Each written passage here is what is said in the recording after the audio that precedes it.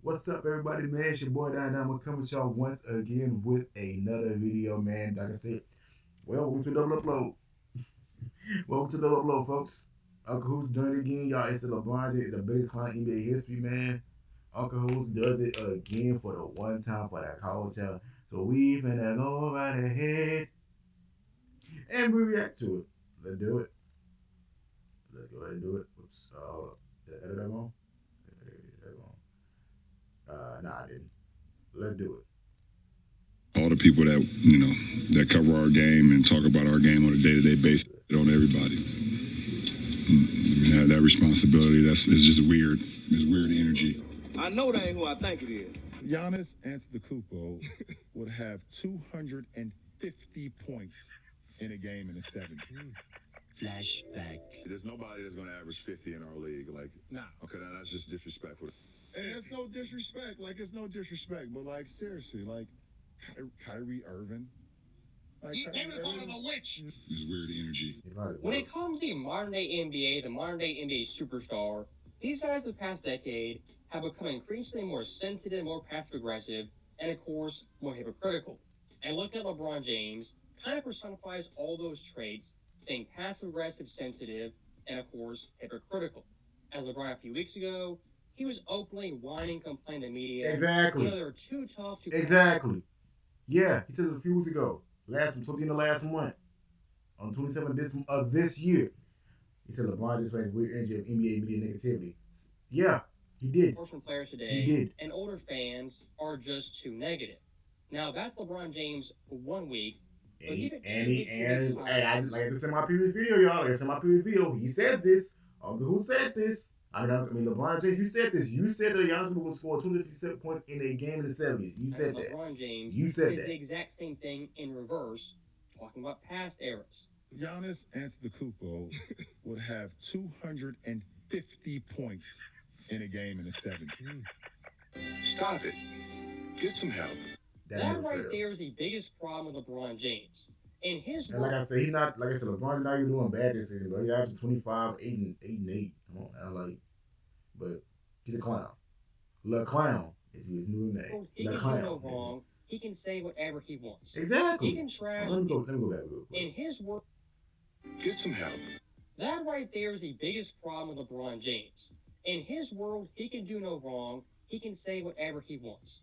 He can trash any player he wants, any era he wants, and get away scot-free. And my thing about that is that I commented on somebody. I think already Sports did that's their name. Yeah, I literally said LeBron James will say and do anything that he want, and yet people don't pretty much don't criticize him for that. And then somebody gonna say you act like he see this. Yeah, like come on, man, damn. I'm out here just speaking the truth, like bro. LeBron James, y'all let LeBron James, y'all let LeBron James get away with murder, man. Like I've been telling everybody, y'all let LeBron James get away with murder, and y'all won't say nothing about it. I swear. With older players, even older fans, heck, even current fans like myself, call him for his BS and nonsense. You know, we're being too negative. That's out of bounds. That's what I'm saying, man. Thank you, Uncle Hoops. Thank you. That's what I'm saying. Like, we just calling it out and just saying how it is instead of just glazing the man, but yet we're haters. I don't get it. If you think the NBA media is so negative, the coverage of basketball is so negative, why do you go on ESPN national platform and pour kerosene on the fire? Exactly. Now, while LeBron does this, he's not outraged by negativity. That's all a front. What LeBron James wants to do is set his own narrative and have things his way. Exactly. If you're talking about his era, his NBA that he's destroyed, you can't say anything about it. But the 90s, 80s, 70s, go back how far you want to, all those eras, it's open season. And look, when discussing different eras, different players' skill sets, yes, some guys, they were born too early or born too late. Someone like Okafor in 2015, being a top 3 pick, being a big man post-up center, he was born in the wrong era. Someone like Pistol Pete, the exact same thing for the 1970s. As back at his era, being flashy, showing off, shooting long-distance twos, that was off limits, not acceptable. There are certain exceptions, certain caveats for various players over different eras. But I think virtually every fan can agree on one thing. The past eras are building blocks for our current NBA, should not be downplayed or suspected, or crapped on national TV. You see a lot of It really similarities shouldn't in be. players. And, there isn't a move that's a new move. There's nothing that hasn't been done before. Take me through what you're watching. Well, I watched when I was a kid. Just watching his body position, how he uses his body, and then how he's freezing the defender and creating space and things like that. Jerry West. His pull-up jump shot was absolutely vicious. See, that was just he was more of a dynamic pull-up. You see that right there? Work. So tell me what you knew about Elgin Baylor. Everything I heard about Elgin, everything I read about Elgin was that he was. Y'all like this credit this era for some good reason. I don't know why. Cause it was in black and white. Is that why? Dr. J. And like I was, but somebody keep calling me old. I was nowhere near born this time, but I do appreciate the way that they came up with. You know, Bailey. If it weren't for them, we wouldn't have no Kobe Bryant. We wouldn't have no LeBron. We wouldn't have no Steph Curry. We wouldn't have no KD. We wouldn't have no LeBron. You know what I'm saying? We wouldn't have no SGA. We wouldn't have no Jokic or no Giannis. We wouldn't have none of that. We wouldn't have no Tatum. If it weren't for any of these guys. Simple as that. We wouldn't have no Michael Jordan or Larry Bird if it weren't for these guys. Come on now. I'm just saying. Giannis Antetokounmpo would have 250 points in a game in the 70s. That right there from Kobe, talking about Jerry West, Oscar Robertson, guys who played 30 years before his time. Mm-hmm. That is called being a student of the game, studying the game. And even someone like Giannis himself. Who did he study just a couple of years ago? Yeah. Giannis said he was really playing to work out with Hakeem Olajuwon. Like you said, he loved his game, his post moves. Exactly. Hakeem Olajuwon, his post-up moves, his pivots, his jump hook shots. Even LeBron James in the early 2010s, who did he go to for post-move advice? Hakeem Olajuwon. Yes, he did. Like I said earlier, each era is a building block, one after the other. And someone like Hakeem Olajuwon, despite playing in the unskilled, untalented 90s, Y'all like Howard didn't learn from 2010s, him. even 2020s, still sought his advice, his counsel on those same post moves, those same fundamentals.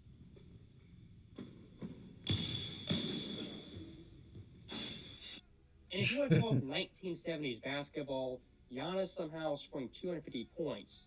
Look, that era defensively, it was much, much different. As an offensive player, your job was much more difficult. It was an inside-out game. It was a series from what I know. The way the game was played, it was inside out, not outside in. There was no three-point line, no 3 seconds. Boom. No, right, yep. No three, no even three in the key, no 3-point shot. So, and it wasn't, and you know, so let's continue. Second rule, there was arm barring in the post. You could check. About Giannis, I think Giannis don't mind physicality at all. I know I get on him a lot, but I think Giannis is one of the players that, you know, that actually don't have no problem being physical, has problem being physicality. I don't think he has much problem with that. I think he likes that, likes contact. Maybe, I don't know. Somewhere in the lane, and there's no force-out rule for ball handlers. Look, am I saying the 70s was perfect, the best era of basketball? No, I'm not saying that. But compared to the 2020s, our current era, the way basketball played nowadays, it was much different and much more difficult as an offensive player. Mm-hmm.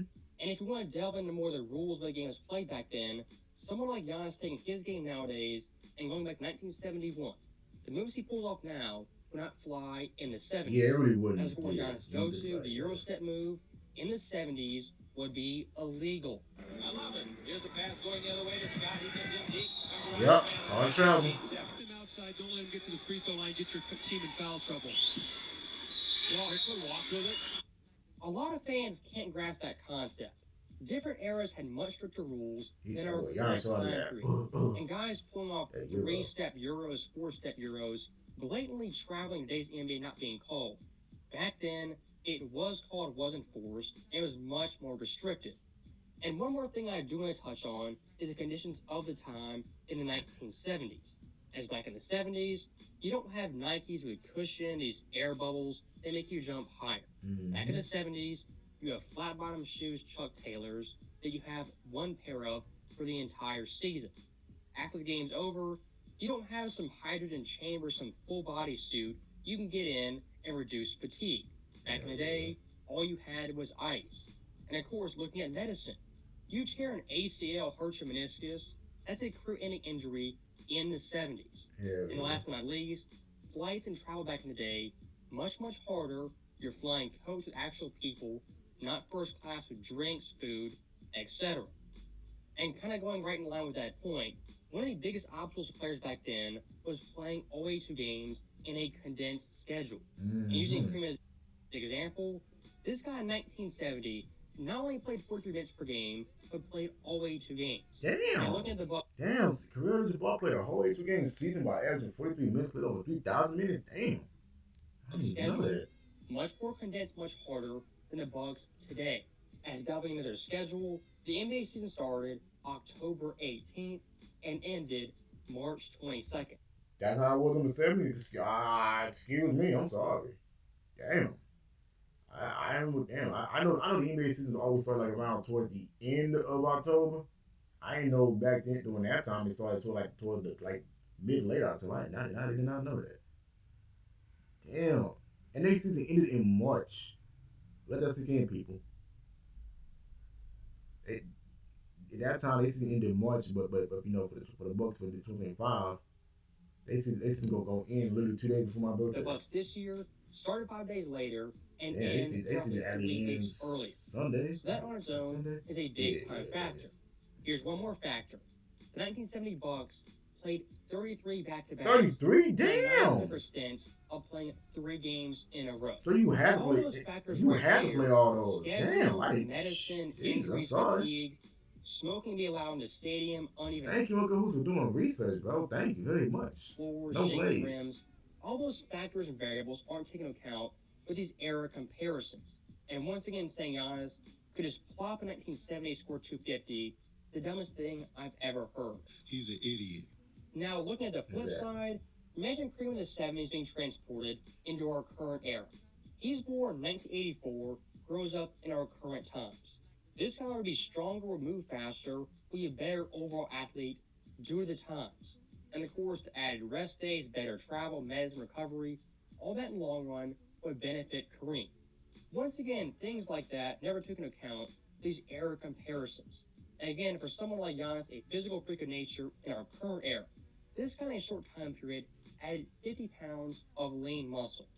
Back in Kareem's time, due to the era, that's simply not happening. 50's locking up Giannis, Yeah, brother. yeah, like- 70's not And that's no disrespect. Like, it's no disrespect. But, like, seriously, like, Kyrie Irving.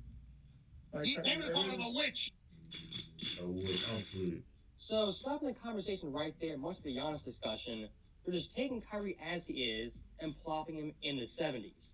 If we're going to do these hypothetical He would have to follow a lot of rules and have to adapt. Like the moves he's doing right here, I got nothing much for Kyrie, but let's be honest, he would not be doing all that if he was playing the 70s. He would definitely be restricted to a lot of things. you got to at least have some common sense, some logic. It's not just take a guy right here, put him there. Right. If Kyrie was playing in the 70s, he would have grown up in the 50s, learning 1950s basketball, 1960s basketball. As of course, Kyrie today, his handles are fascinating, otherworldly, a great ball handler. Like a lot of players today, Kyrie Irving, he travels, carries, and does things that back in the day would not be legal. Exactly. What people don't understand is that different league, at these times, we were in different league, different rules. And that's one thing that separates all areas of basketball. Different league, different rules at the time. They would have to adapt to it. Simple as that. And even looking at someone like Allen Iverson back in his time period, he was controversial in the 2000s. And of course, Iverson's crossovers, palming and carrying, that in today's NBA, it looks tame. As for someone like John Morant, his whole game, his whole philosophy is built on carrying and traveling and bending the rules. The 1970s, those things would not fly. So that right there is the end of the video. And once again, comparing eras, if you want to be smart about it, you got to look at the variables, the nuances, and the finer details of each decade. For LeBron James, doesn't even bother doing that. This guy just says, take player A, put him in this scenario, he dominate because reasons. And the funny thing is, LeBron James saying that if someone said Jordan today would average 60 points per game, he'd be offended and outraged and push back on that, call it hating. But LeBron does it, completely fine, acceptable. He's speaking facts. That right there is the biggest problem with LeBron James. He's the biggest hypocrite in basketball, who doesn't hold himself to any standards. As always, thank you guys for watching. Hope you enjoyed it. I'll see you next time. Thank you, Uncle Who's. Man, Uncle Who's never fails, bro. That man never fails, though. He's speaking facts right there, chat. I don't care what none of y'all say about that, man. But anyways, y'all, I'm gonna get up out of here, man. What do y'all think of the video, bro? Like I said, look, bro, Uncle Who's never fails, bro. I entitled the video, Uncle Who's never fails. As always, y'all be sure to like, comment, subscribe. I will catch y'all later. Peace out. Take care. Stay blessed.